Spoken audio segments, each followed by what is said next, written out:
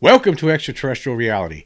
Today I want to talk about just different cases of UFO sightings and encounters with apparent extraterrestrial creatures that were listed in a book that was published in the late 1960s and written by Jacques Vallee, the famous French ufologist and UFO investigator. In the back of that book, he has an appendix and he has a listing of all different kinds of cases from 1868 all the way to 1968. And I just want to go through some of these cases and talk about them a little bit and point out and just. I mean, when you look at this, like in totality, when you look at all the number of cases of people encountering craft that most certainly was some things that are not constructed by human beings. They exceed any kind of technology that we have, and this is going back all the way to the 1800s here we're talking about, and all the way up until 1968, which, by the way, happens to be the year that I was born. But anyway, I just want to go through these, and you have to ask yourself: are all these? If there's nothing to this, does that mean all of these people are mistaken or lying or hoaxers? I mean, it becomes impossible when you start looking at it like from outside of the box and realizing, well, there's just no way that all these people could be making this up, right? It becomes absurd to even consider that. But anyway, let's go through some of these cases here. I'm going to start right from the beginning here. On July 1868 in Chile, there was a strange aerial construction bearing lights and making engine noises that flew over this town. It was a town called Copiago in Chile. Local people also described it as a giant bird covered with large scales producing a metallic noise. Although not an actual landing, this is the first instance of close observation of an unknown object at low altitude in the 19th century. So apparently all these people in this town in Chile saw some strange object. They, as far as their thinking was, could bring them, it brought them to the idea it must be some giant metallic bird. I mean, at this time, I am certain that they weren't thinking about visitors from other worlds at that point. Here's one from December 7th, 1872 in Banbury, Great Britain. At King's Sutton, an object resembling a haystack flew on an irregular course, sometimes high, sometimes very low. It was accompanied by fire and dense smoke. It produced the same effect as a tornado, felling trees and walls. It suddenly vanished. Now, it doesn't say how many witnesses there were to this, but obviously it was something that Vallee thought was something that he should include in here in his research, and it's just another case. I mean, again, like I talk about certain UFO YouTube channels, like for instance, Preston Dennett. He does a lot of research, investigates a lot of different cases. He puts out a great number of books, at least 50 books he has published at this point, and he does a YouTube show every Friday night. Where he talks about multiple different instances of UFO encounters or encounters that people have had throughout the decades with alien creatures. And when they're listed like that, when they're being delivered to you in this rapid fire manner, it just becomes, how could this is real? I mean, and people need to know that people don't understand just how many cases there are out there. But when you look at them and you start hearing them one by one after another, you realize that all these people can't be lying. They can't all be mistaken. They all can't be playing some kind of a prank, right? It's just impossible. And the same thing goes with other UFO channels like UFOB and Eyes on Cinema, which are two channels that basically keep pumping out these old clips from old documentaries where people are talking about their encounters. And when you just watch them back to back like that, you realize, wow, there's just so many different instances of this. And still, we're all walking around. A lot of us are, not all of us, but a lot of us are walking around pretending there's nothing to this. Anyway, continuing here with Vallee's appendix from Passport to Magonia. Here's one from 1877, in Aldershot, Great Britain. A strange being dressed in tight-fitting clothes and shining helmets soared over the heads of two sentries who fired without result. The apparition stunned them with something described as blue fire. Wow. Now, so what is that? Is that an early case of maybe some people getting getting stunned, getting frozen in place, paralyzed by extraterrestrial visitors? It could be. I don't know. Or are these guys making it up? You have to ask yourself this question with every single one. Are they lying? Okay, from May 15th, 1879, Persian Gulf, two very large wheels were seen spinning in the air and slowly coming to the surface of the sea. The estimated diameter, 40 meters. The distance between the objects was 150 meters. The speed was 80 kilometers per hour. Duration, 35 minutes. Witnesses aboard the witnesses were from aboard this ship called the Vulture. So, they basically were, what they're describing here is wheels, flying wheels. Well, flying saucers, obviously, that's what they were seeing, and they saw it for over a 35-minute period of time. Did they make it up? Are they lying? Okay, from 1880 in eastern Venezuela, a 14-year-old boy saw a luminous ball descending from the sky and hovering near him. He felt somehow drawn to it, but succeeded in backing away in spite of his terror. Was he lying? Was that just a story he told his parents because he was late for supper or something? Or did he really see a glowing ball come down? From March 26, 1880, in Lamy, New Mexico, 4 men walking near Galisteo Junction were surprised as they heard voices coming from a strange balloon which flew over them. It was shaped like a fish and seemed to be guided by a large fan-like device. There were 8 to 10 figures aboard. Their language was not understood. The object flew low over Galisteo Junction and rose rapidly toward the east. So now you have 4 guys talking about seeing a strange balloon in 1880 and with occupants, 8 to 10 figures on board, and they were speaking in a language that they didn't understand. Were they enemies from some foreign country, maybe, that they had some technology back in 1880 that we here in America didn't develop yet? I don't think so. Or were these 4 guys all drunk and had shared the same hallucination? I don't think so. Were they all? Was it all a hoax? They just made it up. They just pulled this one out of their hat and just say, "Hey, let's go tell everybody this." I guess you have to make up your own mind with this, but as you go through this, you understand how all of these people can't be lying, right? They can't be making this up. They all can't be having hallucinations. That's because there's something here. There's something among us. It's been among us for many, many, many decades and many for who knows how many centuries. Now, actually, before I continue here, I actually heard Richard Dolan talking recently. And he was saying he doesn't believe that a lot of things were happening in previous centuries, like 1947 is when it really started, according to him. And actually, there was in the late 1800s. It seemed like there was some sort of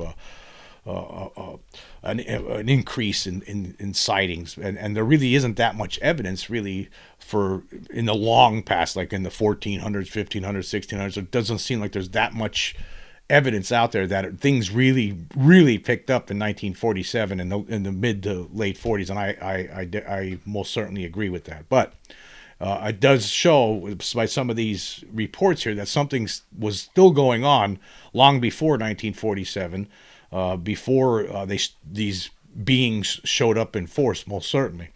Here's from June 11th, 1881, between Melbourne and Sydney at sea in Australia. This happened. This was, it says here, the 2 sons of the Prince of Wales. One of them, I have to skip a couple pages here. Well, it says one of them, the future King of England, were cruising aboard La Bachante when an object resembling a fully lighted ship was seen, a phantom vessel all aglow. So they saw some sort of a phantom vessel. Was it a hallucination or were they making it up? I mean, you decide. From 1885 in Scutari, Turkey, a luminous object circled the harbor. The altitude 5 to 6 meters, illuminated the whole town. Duration 1 to 2 minutes as a bluish green flame had a bluish green flame coming out of it. Then it plunged into the sea. It made several circles above the ferry boat pier. So obviously townspeople saw something in Turkey, or are they all hallucinating? Did they misidentify something? Was somebody flying around in some other? Was there some human-made craft flying around in 1885 in Turkey? I don't think so. From November 12th, 1887, in Cape Race, in the Atlantic Ocean, a huge sphere of fire was observed rising out of the ocean by witnesses aboard the Siberian. It rose to an altitude of 16 meters, flew against the wind and came close to the ship, then dashed off toward the southeast. Duration 5 minutes. Were they all lying aboard the Siberian that saw that object come out of the sea and then go splashing back in? Were they all making it up just for giggles and kicks? Here's from 1896. This is in the Swiss Alps near in Arola near Zermatt. Author Aleister Crowley was walking in the mountains when he suddenly saw two little men. He made a gesture to them, but they did not seem to pay attention and disappeared among the rocks. Well, we don't have all the information on this encounter, but apparently what's suggested here is that maybe these were two little men from some other planet. Obviously, a lot of these beings that people encounter are little. Here's from on 1897. Things really picked up, as we all know. That was the great airship mystery from 1896 through 1897. A lot of people were seeing things in the sky at that point. Here's from Sioux City, Iowa. The approximate date was March 26, 1897. Robert Hibbert was caught by an anchor dropped from an unknown flying machine 22 kilometers north of the town. He was dragged over 10 meters and fell as his clothes were torn. March 28, 1897, in Omaha, Nebraska, the majority of the population observed an object arising from the southeast. It looked like a huge light, flew northwestward slowly, came to a low altitude. A crowd gathered at a street corner to watch it. Were they all just hallucinating? Were they on some psychotronic drugs, perhaps, at the time when this was going on? Or did they really see something in 1897? It says a majority of the population in Omaha, Nebraska saw this. Were they all just making it up, maybe? Maybe they all conspired to make up this story. Here's from April 1st, 1897. In Everest, Kansas, the whole town saw an object fly under the cloud ceiling. It came down slowly, then flew away very fast to the southeast. When directly over the town, it swept the ground with its powerful light. It was seen to rise up at a fantastic speed until barely discernible, then to come down again and sweep low over the witnesses. At one point, it remained stationary for 5 minutes at the edge of a low cloud, which it illuminated. All could clearly see the silhouette of the craft. So were all these townspeople victims of a mass hallucination, perhaps? Is that what was happening, or did they really see something? You have to wonder. April 12th, 1897, in Nillwood, Illinois, on the property of Z. Thacker, 19 kilometers north of Carlinville, an unknown object landed. Before the three witnesses could reach it, the craft, which was shaped like a cigar with a dome, rose slowly and left majestically toward the north. And the witnesses, they have the names of the three witnesses: Edward Teeples, William Street, and Franklin Metcalf. So this is from 1897, and that sounds like the same kind of objects that would get reported years later, shaped like a cigar, dome on top. Maybe they were all just making it up back then in 1897. They just, these three guys, you know what, let's just say we saw a cigar-shaped object with a dome on top. We'll tell everybody about it. We'll get our names in the paper. They just made it up for fun. I'm sure that's what a debunker will tell you. April 12th, 1897, Girard, near Green Ridge, Illinois. A large crowd of miners saw an unknown object land 3 kilometers north of Green Ridge and 4 kilometers south of Girard. The night operator of the Chicago and Alton Railroad, Paul McCramer, stated that he came sufficiently close to the craft to see a man emerge from it to repair the machinery. Traces were found over a large area. The object itself was elongated like a ship with a roof and a double canopy. It left toward the north. Okay, so now we have several witnesses here with this railroad company. They saw an object. Were they all hallucinating at the same time? Was it mass hysteria? Okay, here's from April 14th, 1897. Gas City, Indiana. An object landed 2 kilometers south of Gas City on the property of John Roush, terrifying the farmers and causing the horses and cattle to stampede. 6 occupants of the ship came out and seemed to make some repairs. Before the crowd could approach the object, it rose rapidly and flew toward the east. Okay, were they all just making it up about the 6 occupants and the craft? Maybe the cattle stampeded for some other reason. It was all in their heads, maybe. For April 14th, 1897, Cleveland, Ohio. Joseph Singler, captain of the Sea Wing, was fishing with S.H. Davis of Detroit when they saw on the lake what they thought was a ship about 13 millimeters long with a canopy. A man about 25 years old wearing a hunting jacket and a cap was fishing from the deck of the object. Near him were a woman and a 10-year-old child.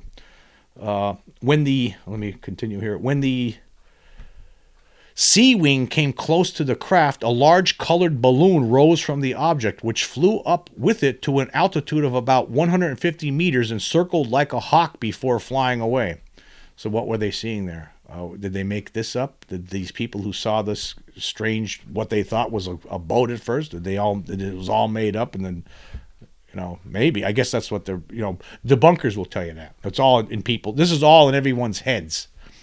April 15th, 1897. A lot of them from April 15th, 1897. Wow. Seemed like that was a red letter day for UFOs. It says, Lynn Grove, Iowa. A large object was seen to fly slowly toward the north. It seemed ready to land, and 5 men, has the listings of the 5 men here, drove toward it. About 7 kilometers north of Lynn Grove, they found the craft on the ground, came within 700 meters of it, but it spread its 4 giant wings and rose toward the north. 2 strange figures aboard the craft made efforts to conceal themselves. Witnesses were surprised at the length of their hair. Most residents of Lynn Grove saw the craft in flight. Well, most residents, they obviously, if you were to listen to any debunker, they would tell you that all these people were crackpots and on drugs at the time. It's obvious, isn't it? But anyway, realistically here, they're talking about the long hair of the beings on the craft. Were these maybe an early sighting of Nordics? Also, April 15th, 1897, in Howard Artisan, South Dakota, a flying object coming closer and closer to the ground followed a train, as reported by the engineer. Obviously, that engineer must have been smoking dope on the job. I mean, what the hell else could have been happening? He must have been making it up, right? He didn't see anything. Also from April 15th, 1897, in Perry Springs, Missouri, a passenger train on the Wabash Line going toward Quincy was followed by a low-flying object for 15 minutes between Perry Springs and Hersman. All the passengers saw the craft, which had a red and white light. After Hersman, it flew ahead of the train and disappeared rapidly, although the train was then running at 65 kilometers per hour.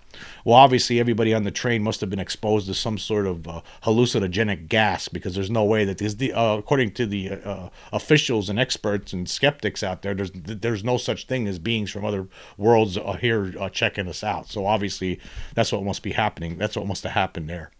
Also from April 15th, 1897, in Springfield, Illinois, 2 farm workers, Adolph Winkle and John Hull, saw a strange craft in a field. They had a discussion with its occupants, a woman and 2 men, and were told the ship had flown from Quincy to Springfield in 30 minutes and that the crew was making electrical repairs.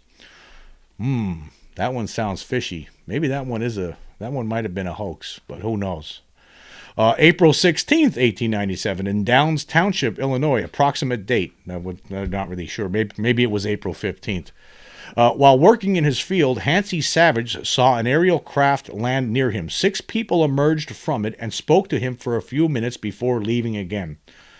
Isn't it interesting? Some of this, there was some cases happening in very close proximity, in different parts of the country of the United States, but within the same short time frame, with people seeing beings coming out of craft and talking to them and getting back on the craft and then flying away. I wonder if this was some sort of experiment being conducted by the extraterrestrials themselves. Maybe these people weren't hoaxing it.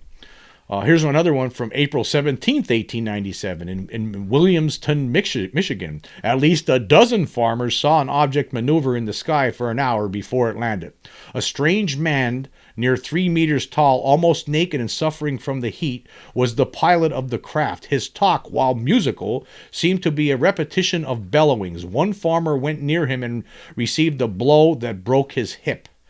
So obviously these farmers, they must have been snorting manure at the time, because that stuff isn't real. There's no such thing as creatures from other worlds or little men and ships flying around, especially in the 1800s, because we didn't have airplanes yet, right? So these guys are obviously all probably cranked up on cow manure at the time. Obviously. Also, from this is April 19th, 1897. In Leroy, Kansas, Alexander Hamilton was awakened by a noise among the cattle and went out with his son and his tenant. They saw an elongated cigar-shaped object about 100 meters long with a transparent cabin underneath showing narrow reddish bands hovering 10 meters above the ground. They approached within 50 meters of it. It was illuminated and equipped with a searchlight. Inside it were 6 of the strangest beings the witnesses had seen, also described as hideous. They spoke a language no witness could understand. A cow was dragged away by the object with the help of a strong red cable. It was found butchered in a field the next day. Now, I'm sure I've talked about this case before.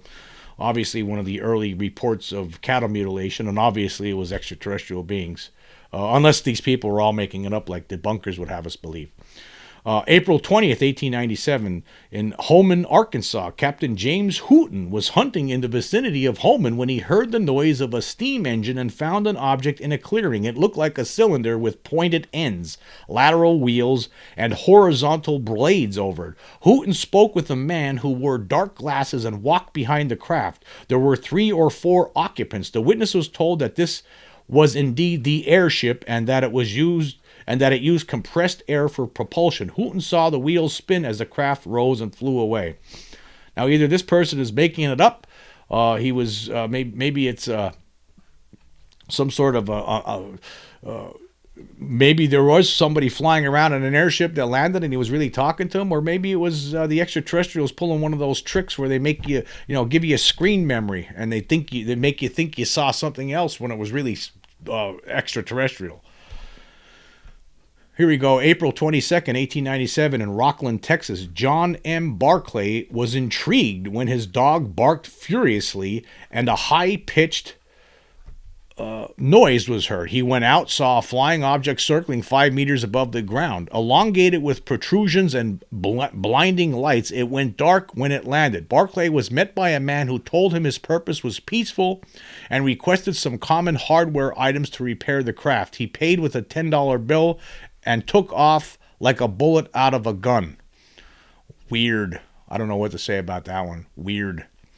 April 25th, 1897, in Merkel, Texas, people returning from church observed a heavy object being dragged along the ground by a rope attached to a flying craft. The rope got caught in a railroad track. The craft was too high for its structure to be visible, but protrusions and a light could be distinguished. After about 10 minutes, a man came down along the rope, cut the end free, and went back aboard the craft, which flew away toward the northeast. The man was small and dressed in a light blue uniform. Wow, that's another strange little story there. And there was several people that saw it. Were they lying? Maybe were they on drugs back then? I don't know if people even really knew about marijuana or any other hallucinant. I don't think LSD wasn't even invented yet. April 26th, 1897, in Aquilo, Tillsboro, Texas. That was the approximate date. They're not exactly sure. Anyway, it says here, a lawyer was surprised to see a lighted object fly over. His horse was scared and nearly toppled the carriage. When the main light was turned off, a number of smaller lights became visible on the underside of the dark object, which supported an elongated canopy. It went down toward a hill to the south, 5 kilometers from Aquila. When the witness was on his way back 1 hour later, he saw the object rising. It reached the altitude of the cloud ceiling and flew to the northeast at a fantastic speed with periodic flashes of light. Oh, that sounds like a classic extraterrestrial controlled craft to me. And plus it was, lawyers telling this story. I don't see why a lawyer would be wanting to make up stuff like this. I mean, if you don't want your clientele to think you're a crackpot, right? Anyway, May 6, 1897, in Hot Springs, Arkansas, 2 policemen, Sumter and McLennan, were riding northwest of Hot Springs when they saw a bright light in the sky. About 7 kilometers farther, they saw the light coming down to the ground. 1 kilometer further, the horses refused to walk. 2 men were seen carrying lights. The lawmen took their rifles, called the strangers, and were told that they crossed the country with a flying craft. The silhouette of the machine, about 20 meters long, could be seen in the clearing. There was a woman with an umbrella nearby. It was raining, and the younger of the men was filling a large container with water. The elder man had a beard and suggested that the policemen fly with them to a place where it does not rain. The same witness went back to the same spot 40 minutes later and found nothing. Wow. Weird.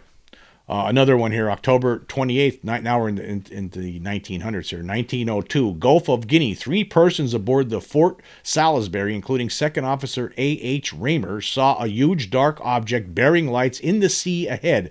It was observed sinking slowly, estimated length 200 meters. You know, of course, you hear a lot of stories like this. Even before the 1800s, there were some reports by people at sea seeing objects flying in and out of the water. Obviously, these beings are using that place as to hide. That's what it seems like to me, anyway. Here's from 1904, Rolling Prairie, Indiana. Tom Darby, with his brother and mother, saw 2 whitish-blue objects about 400 meters away from a point situated 3 kilometers north of Rolling Prairie. The objects hovered 2 or 3 meters above the ground, flew toward a barn, came closer to each other, and were hidden from view by a hill. Well, obviously, that sounds like your standard kind of UFO sighting back in the early 1900s. And of course, we really weren't flying anything around back then. You know, maybe some balloons. The Wright brothers were just getting started, right? I mean, there wasn't a lot of things in the air. So what were these people seeing? Then we obviously, nobody had any kind of things as described here to fly around in at that time. Then again, of course, maybe debunkers will say it was just their imaginations. They all had a group hallucination. Here's from 1908, coast of Delaware. The English ship Mohican, piloted by Captain Urquhart, was going to Philadelphia when it was surrounded by a thick, luminous cloud which magnetized everything on board. The compass was observed to swing wildly. When seamen tried to move some chains on the bridge, they found that they were glued to the metal floor. Suddenly, the cloud rose and was seen above the sea for some time. Obviously, these people were all on drugs at the time. Either that or they just decided to, hoax it, June 30th, 1908. This is in Tunguska in the USSR. This is the unexplained explosion where basically a nuclear blast went off. We really don't know really exactly what happened. Who knows? There's no answers to that one yet. May 18th, 1909, in Wales, Mr. Lethbridge was walking along a road near the mountains when he saw on the grass a large tube-like machine. Aboard were 2 men wearing furs and talking excitedly in a language that the witness could not understand. The grass was found depressed at the site after the object had flown off. Obviously extraterrestrials, but I'm sure debunkers will say Mr. Lethbridge was probably drinking Coca-Cola that had cocaine in it or something at the time. June 16th, 1909, in Dong Hoi, Annam, an elongated object following a west to east trajectory flew over the town. It gave off a strong light and was seen by 2 fishermen to plunge into the sea 6 kilometers away from the coast after a steady flight of about 9 minutes. Of course, we've heard multiple stories about this. Going all the way back, well over 100 years, objects flying in and out of the ocean. And here's another one, of course. And here's from January 1910 in New Zealand. Several witnesses, among them the vicar, the mayor, and a policeman, saw a cigar-shaped object hovering at 30 meters altitude. A man appeared at a lateral door and was heard shouting some words in an unknown language. The opening closed and the object accelerated and was lost to sight. Well, the vicar, the mayor, and the policeman, I mean, those guys, they must have just come out of the bar, right? I mean, made it all up then.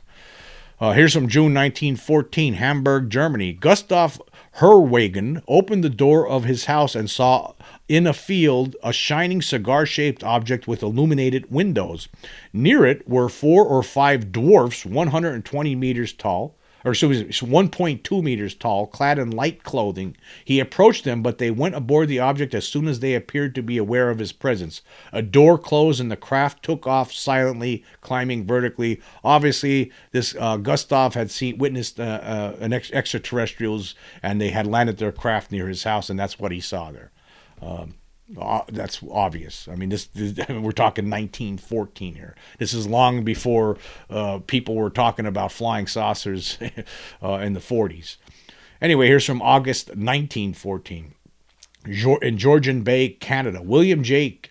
Keel and 7 other persons saw a spherical craft on the surface of the water. On its deck were 2 small men wearing green-purple clothes. They seemed to be busy with a hose, plunging it into the water. On the opposite side were 3 men dressed in light brown, wearing square masks down to their shoulders. Seeing the witnesses, they re-entered the craft except for one dwarf, wearing shoes with a curved, pointed tip, who remained outside while the craft rose 3 meters above the water and shot upward, leaving a short trail. So there's one of those cases where a bunch of witnesses see an object with occupants using a hose to get water out of a body of water, which we've heard these kind of stories before. Obviously, this was extraterrestrial, and before, of course, I'm being facetious when I say that some of these people must have been on drugs or hoaxing it, or I'm just being facetious. That's what debunkers would tell you. I'll say again, it's at the point now where all of these people that we're talking about, all these different cases, all of these people could not be lying, right? It's impossible. August 21st, 1915. Let me just stop before I continue. It's even if 10% of them if only 10% of these stories were true, then that's there we are. I mean, but at least 10%. There's most certainly more than 10% of these stories are things that really happened. Okay, this was from Gallipoli, Turkey. I did do a whole episode about this one before. This was during severe fighting in the Dardanelles. A peculiar cloud engulfed a British regiment, which was never seen again. This was observed by 22 men of the 1st Field Company, New Zealand Army Corps, and stated in an affidavit. Yes, I did do a podcast on that one before. Very interesting case. And there are people who tried to debunk it, but I don't think it has been successfully debunked. Basically, there were a lot of these men disappeared into a cloud, and there were people to attest to it. October 1917, in Youngstown, Pennsylvania, John Boback, 17, was walking along the railroad tracks between Youngstown and Mount Braddock when he saw a saucer-shaped object with a platform and rows of lights sitting in a field 30 meters to his left. He watched the object for 1 to 2 minutes until it took off with a high-pitched sound, rising gradually like a slow plane. Its size was that of an average car. The top of the object was a dome with elongated windows through which figures could be seen. Extraterrestrial, that's what it was. 1921 in Marseille, France. Undocumented report of an abduction by 2 beings. That's all it says. In Hubble, Nebraska, on February 22nd, 1922, William C. Lamb was following strange tracks when he heard a high-pitched sound and saw a circular object intercepting starlight. It became brilliantly lighted and landed in a hollow. Soon afterward, a creature over 2.4 meters tall was seen flying from the direction where the object had landed. It left tracks in the snow, which Lamb followed without results. Extraterrestrial, that's what it was. September 9th, 1922, Barmouth, Wales. John Morris and William James saw an object fall into the ocean so slowly that it was thought to be a plane. A boat was sent out, but nothing was found. I'm going to throw it out there. I don't think that was a plane. June 12th, 1929, in Canada, Louis Broscow, 20, was returning home when he saw a dark object with a yellow light, and his horse became very nervous. Within 6 meters of the object, 4 or 5 dwarfish figures were running back and forth. He heard their pointed childlike voices, then saw the dark object take off with a machine-like sound and a rush of air. Estimated size of the object, 15 meter diameter, 5 meter high. So that's obviously extraterrestrial. Again, dwarf-like creatures running around and speaking in languages or making sounds that this guy never heard before. Extraterrestrial. July 1929, Robsart, Canada. 5 persons, among them Einar Rostovold, saw a huge ball of light giving off fiery colors 25 kilometers from Robsart. It landed slowly, vanished gradually after illuminating the whole countryside for 30 minutes. So it landed, and then it just vanished gradually. That's like the one case I was talking about recently, where a craft land, a guy actually saw a craft appear like out of nowhere right in front of him in a field. Here's from the summer of 1933. In Chrisville, Pennsylvania, a man observed a faint violet light in a field between this town and Morristown. Walking to it, he found an ovoid object 3 meters in diameter and 2 meters thick, with a circular opening similar to a vault door. Pushing it, he found the room full of violet light and observed many instruments, no occupant, and the smell of ammonia. The smell of ammonia. That reminds me of the Virginia case, right? Didn't those beings smell like ammonia? Wow. And this case here is almost 100 years ago. Anyway, the fall 1938, or the following year, it's not clear, on the Estonian coast in Juminda, 2 persons saw a strange frogman, 1 meter tall, with a round head, no neck, and a hump in front of the body. The mouth was a large straight slit. The eyes were like smaller slits. Its skin was brown-green compared to pegamoid, the hands normal. The creature walked in a peculiar but elegant fashion, the head waving up and down while the legs moved carefully. When pursued, the creature accelerated very fast with feet fluttering. About 100 meters away, it vanished completely. Yeah, these beings have the ability to disappear, don't they? I mean, they got technology that we don't have yet. We don't have. Not everybody has anyway. I'm sure that there's some invisibility technology that we're using behind the scenes, but we don't have. It's not like you could buy it as a gift, Christmas present for somebody. Here's from September 1943 in Argentina. Navarro Ocampo, driving between Rosario and Cordoba, saw a large saucer-shaped object on the ground 500 meters to the left of the road. It glowed with a bluish-green light, made a whistling sound, rose to 100 meters altitude, then left at fantastic speed. A strange metal block is said to have been found at the spot. Sounds extraterrestrial to me. Anyway, I'm sure, again, debunkers will tell you, well, you have no proof. Well, you have no proof. All these things, you have no proof. But this is the proof. The proof of all these people, all their experiences. It adds up. After a while, it becomes undeniable. But we do have evidence. There's landing trace cab cases. There's the cattle mutilations, right? There's the objects that were removed, the implants that have been removed and studied, and some scientists have declared that they're unearthly in nature. So we do have all kinds of evidence, and there's all the film and video. But anyway, continuing here. This is the end of August 1944 in Mattoon, Illinois. A mysterious man appeared at windows as if in search of someone. He stunned witnesses by pointing at them a device that made consciousness dissolve and left a strange cloying smell behind. Strange.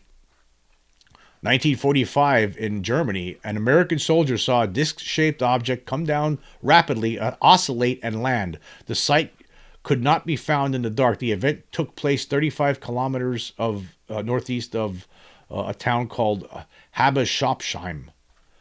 In March of 1945, in Belfast, Maine, a man out hunting observed an elongated object flying very slowly, tilted toward the earth. It crashed into some trees at the end of a clearing. The enormous craft seemed undamaged as it rested briefly on the ground, then lifted again with a humming sound, started to spin, released a shower of fine silvery thread, and rose straight up, disappearing in seconds.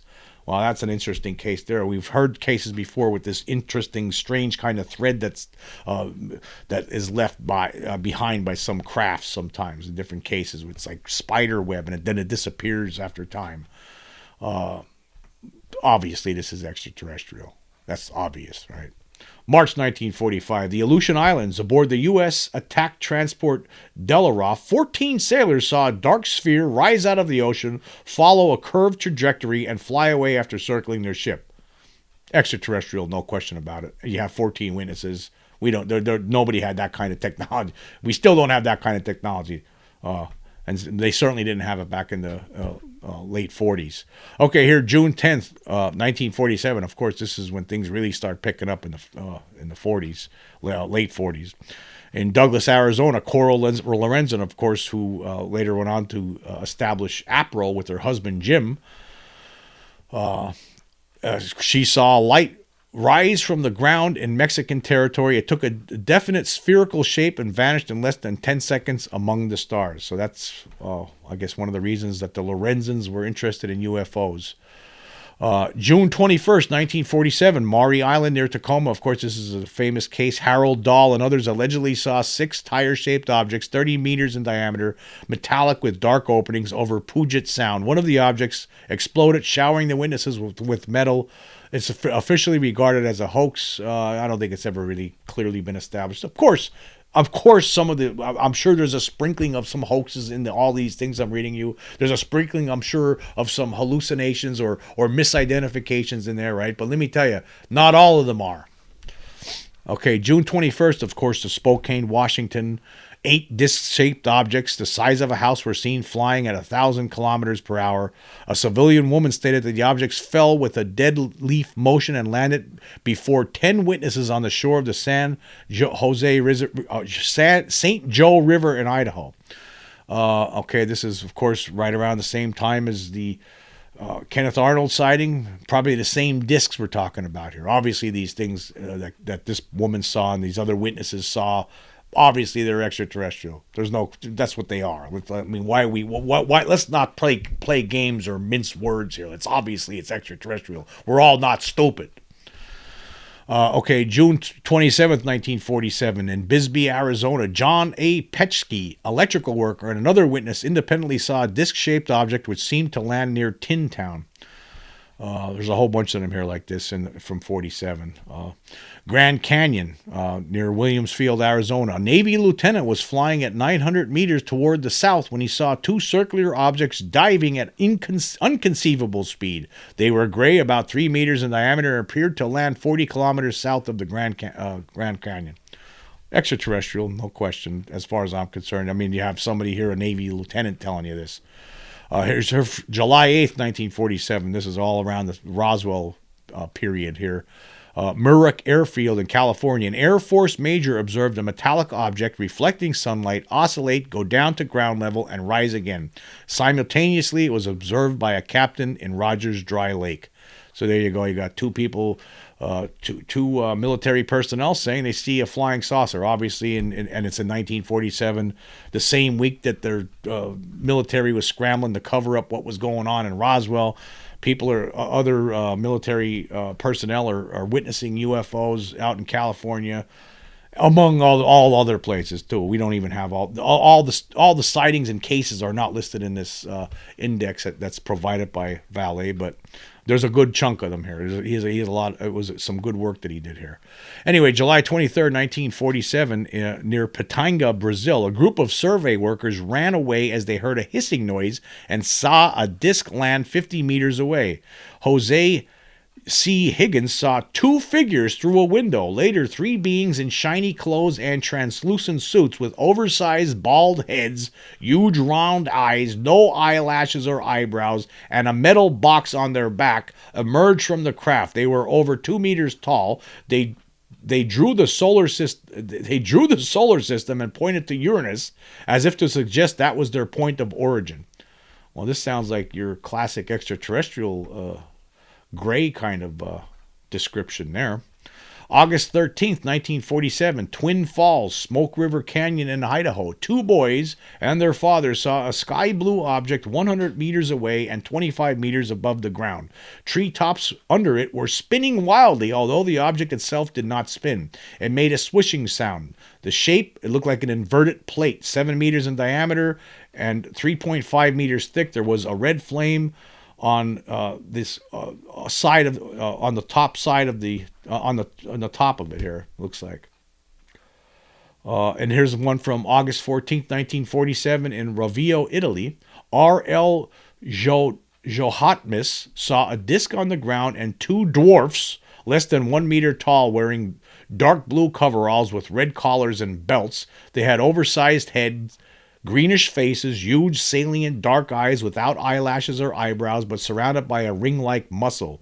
They wore something similar to crash helmets. The center of their belts projected a vapor, and the witness suffocated, feeling a strong electrical discharge.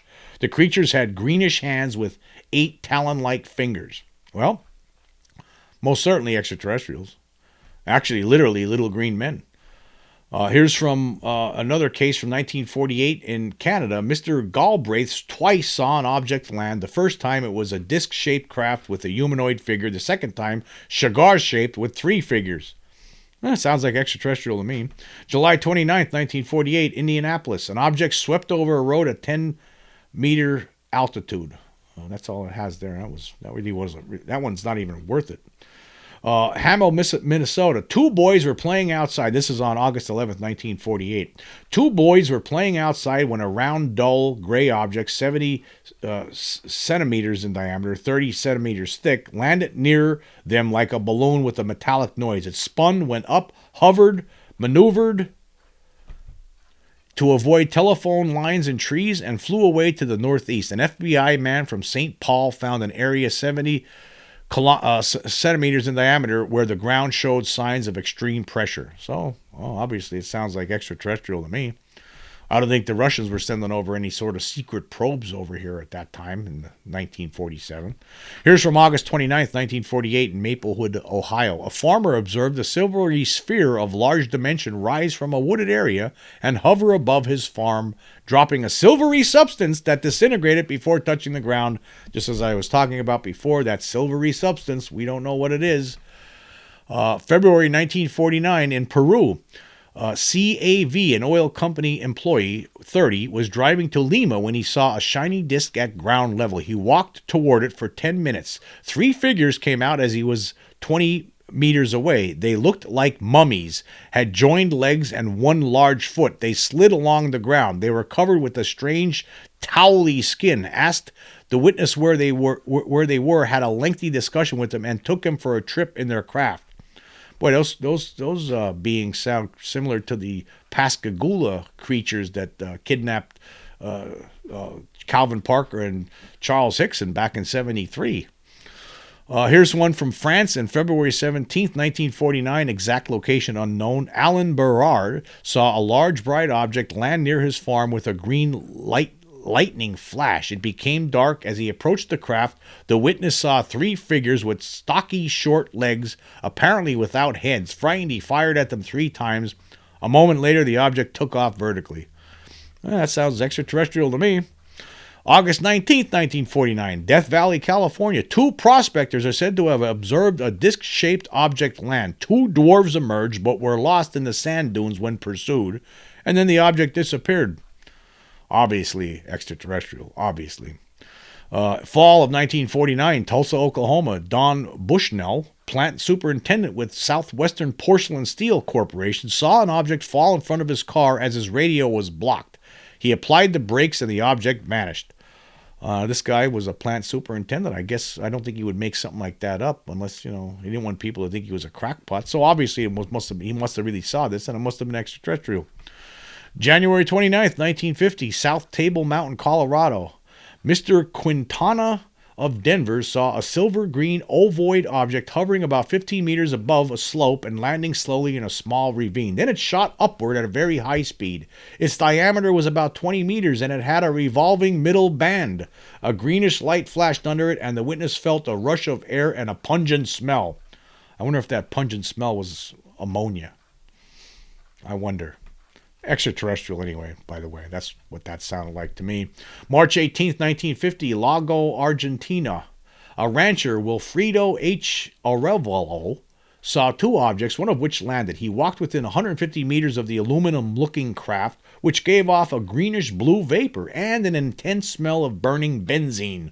A large flat section on top was revolving above a glass cabin in which could be seen all 4 tall men dressed in something like cellophane working at various instruments.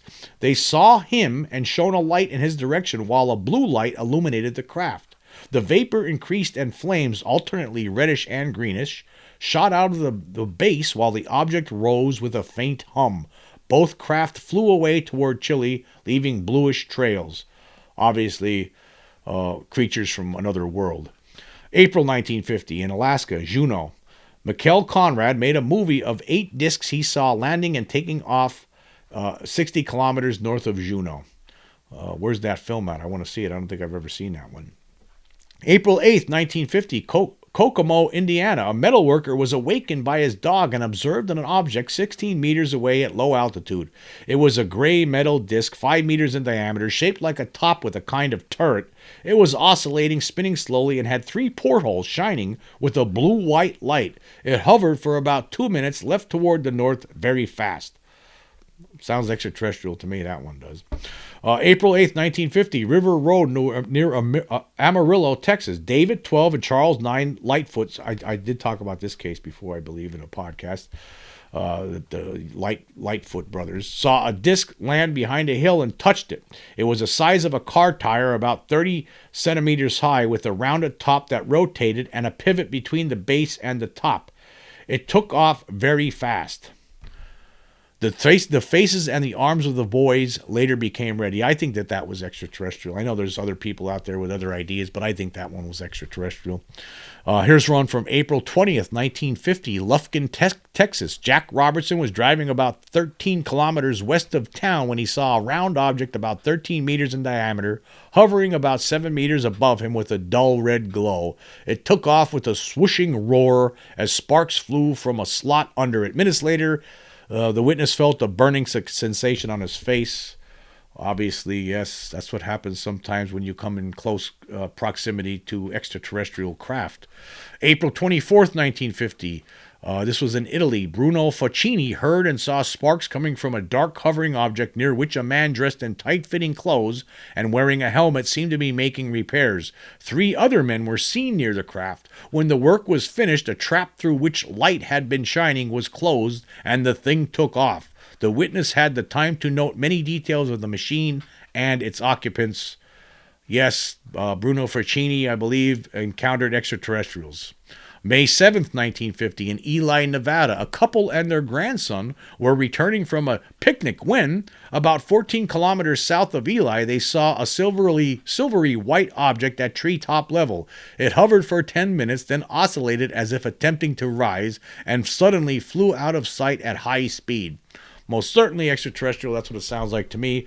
And you see, as they're piling up now, you keep going through them. And this is like this is what Preston Dennett does, like on a weekly basis. He presents all these cases, and you realize, my God, look at all these cases. And he's someone who also points out a lot the fact that how many people do not even ever report any of this stuff. So how many unreported cases of extraterrestrial and UFO encounters are there out there floating around that we'll never know about?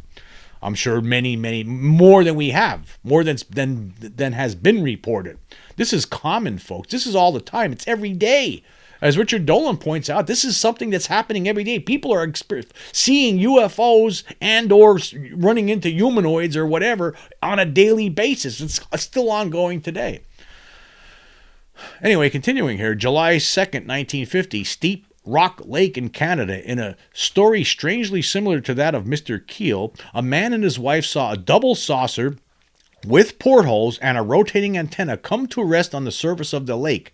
10 figures, 1.2 meters tall, dressed in shiny clothing, emerged and walked on deck like robots, changing directions without turning their bodies. Their faces could not be seen. One of them wore a red cap, had darker arms and legs, and seemed to be their chief. They immersed a hose in the lake, then took off. Fishermen later reported a green moss forming on the lake. Of course, here we go again, another similar instance where these things are throwing some sort of hose in the lake. Obviously, what this couple saw, obviously, was extraterrestrial. They weren't lying. Okay, July 20th, 1950, Porto Novo, Brazil. Mr. Campello and several others in a car saw 2 huge silvery objects by the side of the road, one on a hilltop, the other on flat ground about 50 meters away from each other. They came within 600 meters of the object, which went away at an incredible speed, causing a rush of air that rocked the car. Extraterrestrial, that's what that was, in case you were wondering. June 19th, 1951, Sonderborg, Denmark. Joseph Matuszewski, a mechanic, heard a whistling sound and saw an object land in a meadow. Approaching within 50 meters, he found himself paralyzed and observed that birds had stopped singing and cows seemed to be similarly unable to move. From the object emerged 4 handsome men who had brown skin and wore black shiny suits and translucent helmets. 8 objects also emerged from the craft and hovered above it. Other men inside the craft and on its deck appeared to be making repairs. Then the objects flew to about 100 meters altitude and climbed rapidly out of sight. Only then did the paralysis subside. We've heard many stories about like this where people get paralyzed when they come close to alien beings. Obviously, this is an extraterrestrial encounter, no question about it. And I know there'll be some people out there, debunkers, who will say, well, there's absolutely no proof to the proof. Again, all of this to combine, that this is the proof. This is the evidence. September 1951, Central Australia, a group of Aborigines observed a shiny circular object land near a similar craft about 12 meters in diameter. Several minutes later, a dwarf dressed in a shiny suit and having a round shiny head came out of one craft and entered the other. Both took off with a buzzing sound. Yeah, I noticed these buzzing sounds are listed a lot. It always reminds me of the buzzing sound I heard back in 1977 when there was an alien creature in my bedroom when I was a kid. October 26, 1951, Australia. The driver of a transcontinental train on the east-west line saw an object that illuminated the countryside like the full moon. It flew very fast, came close to the train, appeared ready to land in the desert, then took off and disappeared. Obviously, that's extraterrestrial, and obviously this person, the driver of the transcontinental train, just didn't decide, hey, I think I'm going to make up a story about seeing something like this. Okay, November 2nd, 1951, Mojave, California. 2 forest observers were in a canyon 50 kilometers north of the Mojave when they saw a disc-shaped flying object in the southwest. It estimated diameter 3 meters thick, blue-green, well-defined, surrounded with a glow of the same color. Stopping their Jeep, they signaled to the object, which approached within a few meters, flew away, seemed to play with them. Eventually, it vanished like a magician's trick. Yeah, these beings have the ability to make themselves look like they possess magic when it's just advanced technology. To us dumbbells down here, we are dumbbells compared to these beings here that are visiting us, because they could fly circles around any of our craft that we have.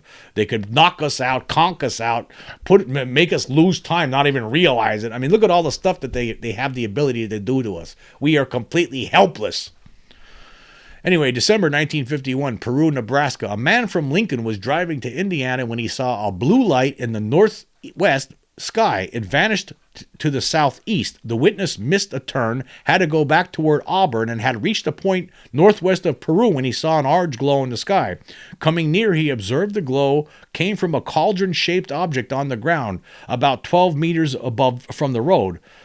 He stopped to examine the object, which measured about 10 meters diameter and seemed to be made of cast iron. 30 centimeters from the top was a row of windows, 25 centimeters in diameter, from which the orange light was coming. On the other side was a blue flame-like glow. There was no noise, no sign of life or activity, and no antenna or protrusion.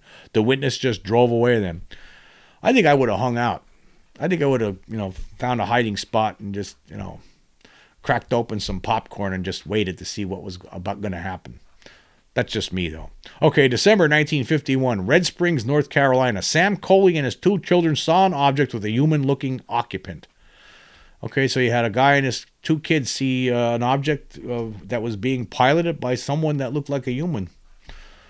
I don't think it was a human, though. Okay, January 1952 in Weston, Wyoming, a 38-year-old rancher saw a shooting star that suddenly stopped in midair between him and a mountain. It was seen spinning in a clockwise direction. It had one red window periodically facing the observer. It went down toward the Little Powder River and came up again. The witness turned his car to send light signals, to which the object seemed to respond by stopping its red window facing the witness's location. The spinning resumed. The object rose and came down. A similar craft arrived, and both went into the deep valley out of sight. That guy was playing with fire. I mean, he's flashing lights at these objects. Remember what happened to the Allagash 4, where they start sending SOS signals up at the flying saucer they saw in the middle of the night. Next thing you know, they were abducted and forced to get examined by these insect-like looking beings. And they lost a whole bunch of time, too. Here's from 1950 tour in Goose Lake, Labrador. A fiery spherical object made a right-angle turn during an observation by a C-4 crew, a C-54 crew flying from Westover to Goose Bay. It was also seen from the ground by the control tower and by two men who plunged to earth when the object made a low pass at them. It went away then it went away. So that was some more people, what some people would call, expert witnesses. Okay, moving on. Summer of 1952 in Brazil, a woman was awakened by a thunderclap and a strong bluish light. As she got out, she saw a large number of hovering disc-shaped machines resembling inverted soup plates 200 meters away at an altitude of about 1 meter. She observed them for 30 minutes, saw two figures standing on one of the craft and looking at the sky. They went back inside, and shortly thereafter the fleet took off, one object at a time. Extraterrestrial. That's what it sounds like to me. Many cases like that. Summer of 1952, Martin County, Texas. Mrs. Rogers saw an object descend slowly and pass across a pasture at 7 meters altitude. She stopped her car and observed it was wobbling in midair, was shaped like a turtle, and showed three oar-like protrusions that moved slowly. The estimated dimensions was 5 by 4 meters, 1 meter thick. It was greenish-gray in color, emitted a blue flame, but showed no other light. Obviously, this thing was extraterrestrial. This woman experienced close-up. She had a close encounter with an extraterrestrial craft, obviously. And from June 15th, 1952, in Mageville, France, men at work in the forest saw large circular objects similar to parachutes coming down. There was a half a dozen witnesses to this. They weren't parachutes. They were obviously extraterrestrial because the early 50s in France was things really start picking up there, especially by 1954. Here's one from Hasselbeck, Germany. Oscar Linke, former Wehrmacht major, and his daughter Gabriel, 11, had to leave their motorcycle when they had a flat tire. Inside the woods, the girl noticed two men in silvery suits examining the ground in a clearing near a pink disc-shaped object, 8 millimeter in diameter, showing a double row of openings round a rim and a black turret on top. When one of the men had a flashing box, both men went inside it and the disc vibrated, rose along the turret-like cylinder, then spun faster and rose out of sight. Speaking of these black boxes, it seems like some of these extraterrestrials, we hear this every now and then. There's like a black box. One of them's holding a black box. There was discussion that one of the things discovered in the Roswell wreckage was a black box, and nobody knows whatever happened to that or what the government learned about it. Here's one from July 20th, 1952 in Morocco. R. Pettigen saw a luminous disc object 20 meters in diameter on the ground. It gave off bluish flashes as it took off, leaving a smell of burning sulfur. From Vico, Italy in July of 1952, a man who was fishing in the Serchio River saw a disc hovering for 10 minutes. From it hung a hose that plunged into the water. The object was 20 meters in diameter and 5 propellers in the rear and a dome with something like blades on top. An orange glow could be seen through the slits along the deck. A man wearing a diving helmet looked at the witness through a window, and he received a kind of electric shock as a gray ray hit him. He looked up with difficulty, in time to see the object fly away toward the east. 6 days later, a stranger with a foreign accent contacted the witness and intimidated him. Obviously an early Men in Black case, but again, a hose coming down. What are they doing with the water? Are they taking on water because they need water to survive, or are they doing testing on the water? What are they doing over these bodies of water with hoses? Inquiring minds want to know. Here's from July 29th, 1952 in Oklahoma. Sidney Eubank went to the Emmett police station and told Sergeant Vern Bellnell that an enormous disc had buzzed his car as he drove between Bison and Waconis on Highway 81. The rush of air inside the car left the road while the object flew very, very fast. The rush of air made the car leave the road while the object flew west very fast. August 19th, 1952, West Palm Beach, Florida. Rosie Desvergers saw a large, round, dark object above him in a clearing. It had a turret on top. Red balls of light were emitted by the object and burned him. He also observed a hideous creature aboard the craft. Grass roots were scorched at the site. August 24th, 1952, in Frontenac, Kansas, a man driving through a wood encountered a strange object and stopped to observe it.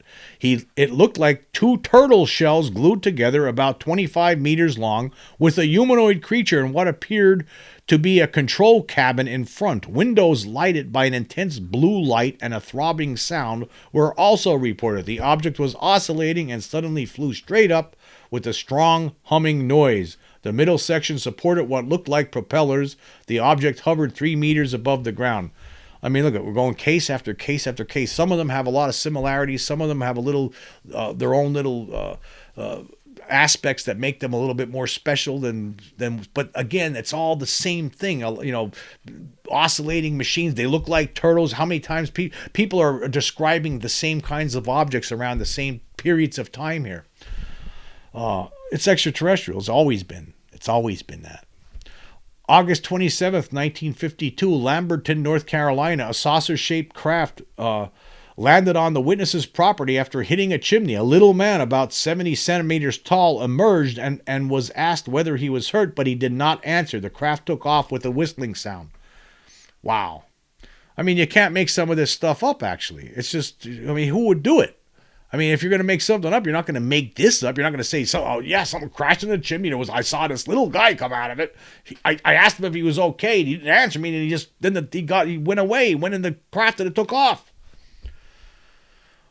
Here's a case from August 31st, 1952 in Pennsylvania. Herbert Long saw an object land 15 meters away from the road. He made a drawing of it. Well, that's not too exciting.